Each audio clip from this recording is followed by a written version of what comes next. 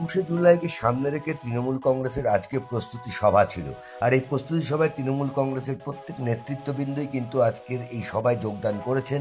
ইতিমধ্যে আপনারা দেখতে পাচ্ছেন শক্তি পাণ্ডে তিনি প্রবেশ করছেন তৃণমূলের আজকের এই সভায়, এবং তার মেয়ে শ্রেয়া পাণ্ডেও কিন্তু তার সঙ্গে একই সঙ্গে প্রবেশ করছেন। এছাড়া ইতিমধ্যে প্রবেশ করেছেন বীরভূম থেকে দাপুটে নেতা, যাকে তৃণমূল কংগ্রেস দাপুটে নেতা বলেই পরিচিত, সেই অনুব্রত মণ্ডল, এবং যার সঙ্গে অনুব্রত মণ্ডলের চিরদ্বন্দ্ব বলেই বারবার খবরের শিরোনামে উঠেছে কাজল শেখ, একসঙ্গে কিন্তু তারা প্রবেশ করেছেন। এবং ববি হাকিম ইতিমধ্যে প্রবেশ করেছেন, শশী পাজাও প্রবেশ করছেন, এবং তৃণমূলের সর্বস্তরের নেতৃত্বরাই কিন্তু আজকে প্রবেশ করেছেন। ২১শে জুলাই মঞ্চ থেকে তারা শহীদ দিবসকে স্মরণ করে ঠিক কী বলবেন আগামী ২৬-এর বিধানসভা নির্বাচন, সেই বিধানসভা নির্বাচনকেও কিন্তু ২১-এর মঞ্চ থেকে পাকিচ্চক করবে, এমনটাই কিন্তু সূত্রের খবর। এবং সেই ছবি আপনাদের সামনে সরাসরি তুলে ধরলাম সবার কথার পর্দায়। দেখতে থাকুন সবার কথা নিউজ, সবার আগে সবার সাথে সব সময়।